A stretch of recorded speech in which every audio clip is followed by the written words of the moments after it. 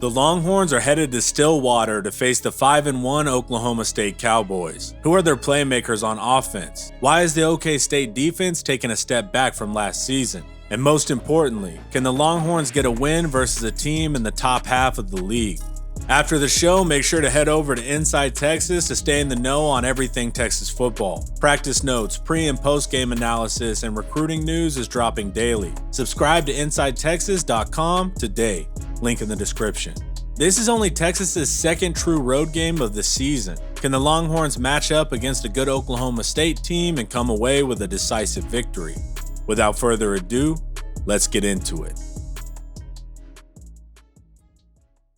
Mike Gundy is one of the best in the nation in playing the hand he's dealt. He can change his team's identity based on whatever is available. Some years it was a crazy passing attack. Last year it was an elite defense. This year the offense has improved while the defense has slipped. He's making it work. Gundy's ability to stay in the fight and force close games is remarkable. But one thing that has remained steady for Gundy's squad the past 4 years is the presence of redshirt senior Spencer Sanders. First, Sanders appears to be battling a shoulder issue and didn't practice leading up to the TCU game. And there's potential he doesn't practice this week either, but I'd be surprised if he didn't play. It's important to prepare for the best version of a team, so I'm going to break it down as he's the sure starter. Spencer Sanders is a dynamic quarterback due to the combination of his deep passing, play extension, and flat-out scrambling. Due to the highlight plays he often generates, he can appear more effective than his actual production. Sanders, as in previous years, lacks consistency. One game he can look like a top 5 quarterback in the nation, and the next game he can leave you scratching your head.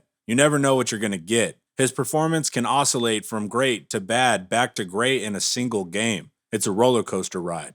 Let's start with pure passing. His volume stats look good, second in the league with 1,640 passing yards, tied for third in touchdowns with 13. But once you dig a little deeper, there's familiar issues. He's third in the Big 12 for interceptions with 3. He's lucky it's only 3 because he's also third in turnover-worthy plays. He's 7th in yards per attempt, and Sanders is last in the Big 12 for completion percentage at just 59%. Spencer Sanders struggles to make the routine plays, displayed by him having the lowest completion rate on throws under 9 yards, with only 1 of his 13 touchdowns coming from this range. He struggles seeing the field with multiple defenders around the ball, and that's why 2 of his 3 interceptions are from short throws. At the intermediate range of 10 to 19 yards, he has the second worst completion percentage, but he still has 5 touchdowns. When receivers get space on late developing routes, he can hit you for a big one with a nice throw. But deep is where Sanders is the most effective, completing 43% for 5th in the Big 12, notching 4 touchdowns. Sanders leads the conference with 37 deep passing attempts. Oddly, as was the case in previous years, Sanders is better at throwing the deep ball than the short ball. He prefers his receivers to be behind the defense so he can just let it rip without fear of an interception.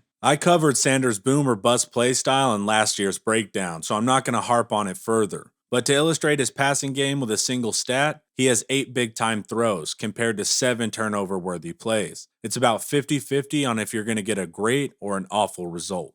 The saving grace to this gambler passing style is Sanders' incredible ability to utilize his legs. He's an excellent athlete. Sanders leads the Big 12 in scrambles and has the 3rd lowest pressure to sack rate. And if his guys are covered, Sanders is elite at buying time or taking off for big yardage. He's frustrating as hell for opposing defensive coordinators because you can do everything right in coverage, but he will still find a way to gash you or hit a receiver late. You can design runs for him like QB draws in the red zone, and he can get home with 8 rushing touchdowns on the season. Though he can be up and down, as an opposing fan, you're still always nervous that he's going to do something impressive and flatten the entire defense's mood. You have to be mentally tough against Sanders because he's going to make his plays. And Sanders has a versatile group of receivers he can target at any point on the field. Oklahoma State utilizes a lot of 11 and 10 personnel, meaning you'll see 3 to 4 receivers on the field at a time. And it's a balanced attack between the pass and the run, but they're still 24th in the nation for pass attempts with about 38 per game. They're a tempo team as well, running the 6th most plays in the nation, so there's plenty of opportunities to hit that big shot. There's no dominant number 1 receiver as of yet, but Oklahoma State does an excellent job of spreading the ball around between the 4 main guys. The Cowboy offense often employs 2 outside receivers and 2 slot receivers on the field at once. The most targeted is the 6', 205-pound field receiver Braden Johnson. and he's your deep threat with the second most targets over 20 yards in the league. Johnson has pulled down 47% of those 17 deep targets for 3 touchdowns, and this is why he's second in the Big 12 in yards per reception at 20 yards a catch. Watch out for him on the fade ball that Sanders likes to throw. He doesn't have the same impact at the intermediate range, ranking 25th, or the short range, ranking 19th. But don't let him get over the top of you because he can do some serious damage.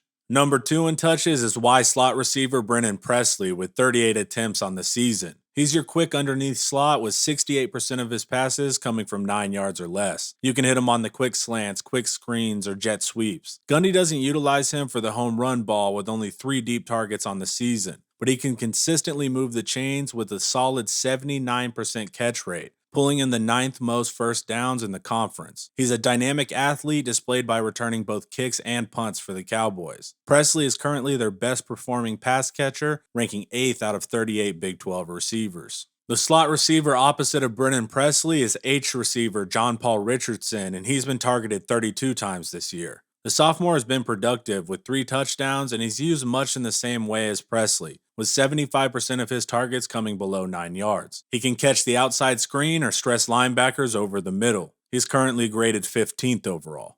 Finally, you have the sophomore boundary receiver in Bryson Green. He's the least targeted with 28. Oklahoma State uses him to attack the intermediate part of the field, with 50% of his targets coming from this area. He's the 8th ranked receiver at this range, pulling in 4 touchdowns. Sanders likes to throw the fade up to him in the high red zone as well. But overall, Green ranks 23 out of 33 Big 12 receivers.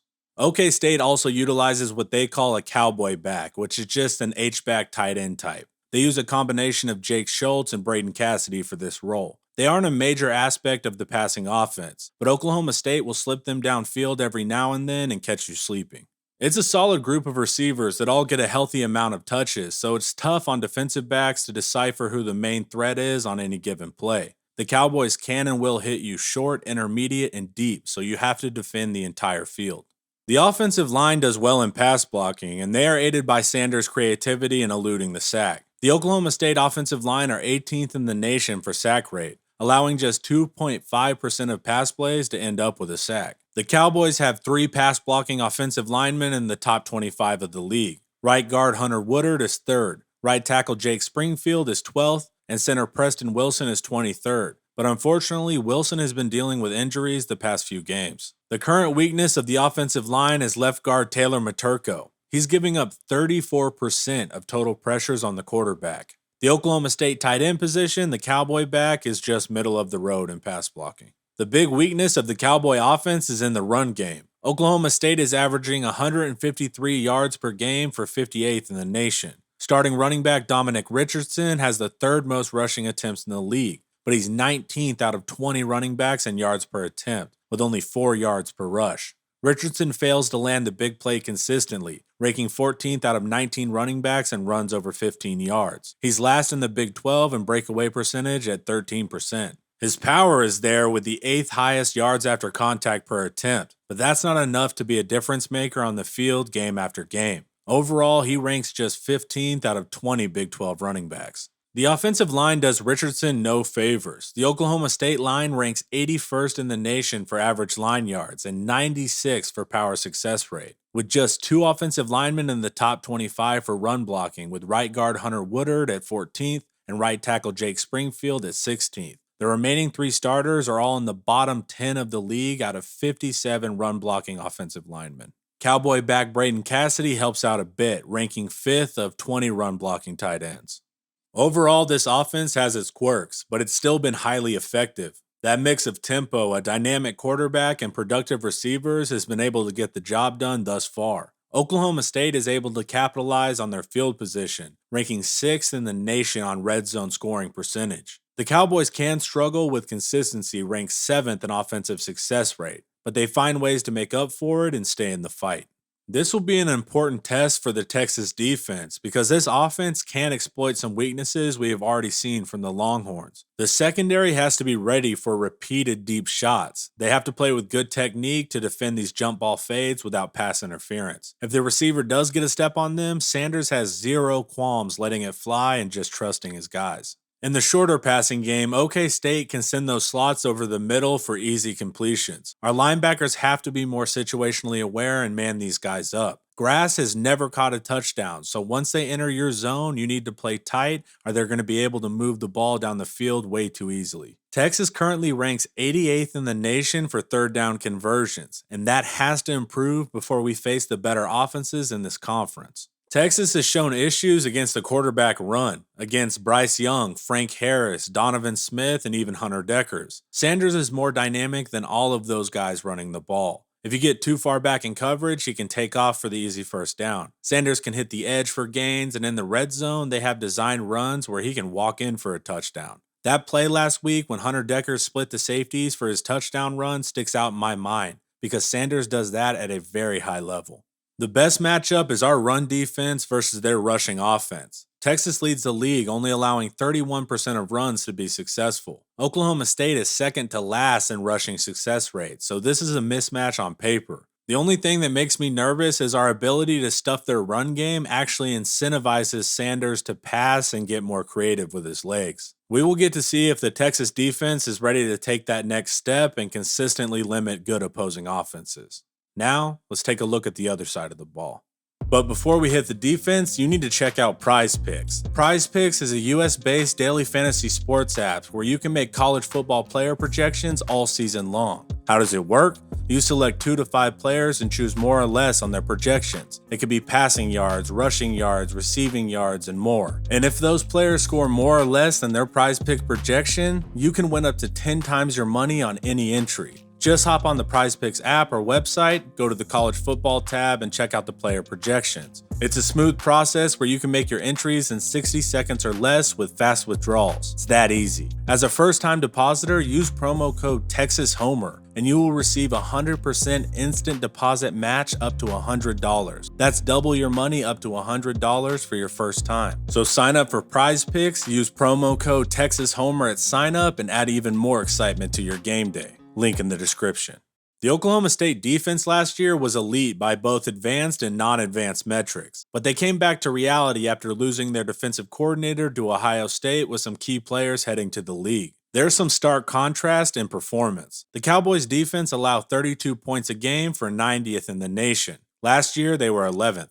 Oklahoma State ranks 121st out of 131 teams in total defense, surrendering 479 yards per game. Last year, they were 5th in the nation with only 295 yards. In the run game, they did an excellent job last season, holding teams to an average of 87 rushing yards per game for 5th in the country. Through 6 games this year, OK State is giving up 147 yards for 60th in the nation. On the defensive interior, starting nose Sione Assi ranks 12th. Defensive tackle Brendan Evers ranks 35th out of 37 total defensive interior run stoppers. The strength of the run defense is actually out on the edges. Defensive end Tyler Lacey is the first graded run stopping edge with 11 tackles, 8 assists, and 9 stops. Their hybridized edge, known as the Leo, is played by Brock Martin, and he ranks 2nd, notching 9 tackles, 6 assists, and 7 stops. But after these 2 top players, the remaining edge/defensive ends are in the bottom 6 of 33 run stoppers. At the second level, they have a good run defender and linebacker Xavier Benson, ranking 5th. He has 15 tackles, 10 assists, and 10 stops on the year. The other linebacker, Mason Cobb, ranks 21st out of 30. The secondary isn't a great run-stopping unit, but they do have 2 players in the top 25. Corner Jabbar Muhammad ranks 16th. Safety Sean Michael Flanagan is 18th. But then there's another big drop-off with the remaining defensive backs all in the bottom half of the league against the run.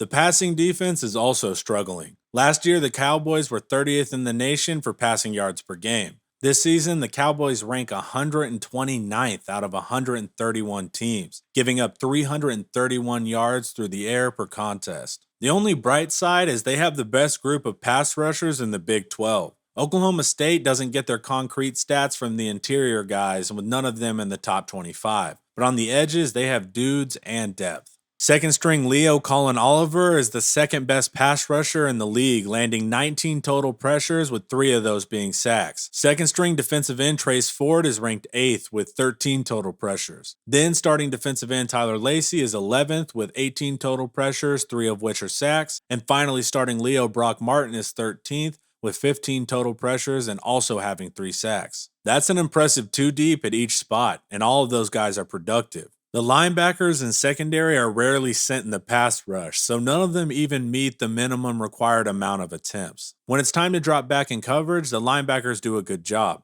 Mason Cobb is the first graded coverage linebacker in the league, and Xavier Benson is 9th out of 31 players, so there's no easy guy to pick on over the middle statistically. In the secondary, corner Jabbar Muhammad is 22nd. Bandit safety Jason Taylor is 28th. Strike safety Thomas Harper is 36th. Rover safety Sean Michael Flanagan is 41st, with the final corner Corey Black ranking 57th out of 73 coverage defenders. The secondary is struggling, but they do some interesting rotations with the safeties and they'll get aggressive with the corners. But overall, this Oklahoma State defense is a total reversal of last year's success as they struggle to catch younger players up to speed with the addition of a new defensive coordinator in Derek Mason. Gundy said it himself in his presser on Monday. Last year, they could rely on the defense and keep things close. This season, they have to lean on the offense to score points for the win. The Texas offense needs to get the run game going early. The offensive line did a great job in the second half versus a stout Iowa State run defense, so hopefully they can keep progressing as the season goes on. If you can get Bijan, Roschon, and Keelan going, then the pass game can open up for us. Get the defenders coming down into the box and give Quinn simple play action deep shots to score. And Ewers had an off game on Saturday, but if an off game is 3 touchdowns with no interceptions, I'll gladly take that as the floor. He seems to respond well to pressure, and this will be a bigger game to get him motivated. The Oklahoma State linebackers do a good job over the middle in coverage, so be aware of them lurking around the catch point. The Cowboys have a really effective stable of edge rushers who can get the sack or at a minimum force a bad throw. But I like our tackles' performances against the previous edge rushers we have faced this season. In the secondary, we need to be aware of the safety rotations that occur often. Each safety can spin to a different spot than usual if need be, and it can confuse younger quarterbacks. So these little wrinkles could cause some issues, but ultimately the Oklahoma State pass defense is not doing well. Between Worthy, Whittington, Sanders, and Bijan, we should be able to make some big plays. If Spencer Sanders and crew get it going against our defense, the Texas offense needs to be prepared for a high-scoring game. Texas has had some really good moments early into the season, but we have yet to face a team in the top half of the conference. We only had one true road game and we failed that test, and Oklahoma State is a tough place to play. This next stretch of games, starting with Oklahoma State, will show us what this team is really made of. Time to find out this Saturday when the Longhorns head to Stillwater. Thanks for hanging out. Watch some more of my videos here, and don't forget to like, subscribe, and share if you want to support quality Texas content. As always, hook on.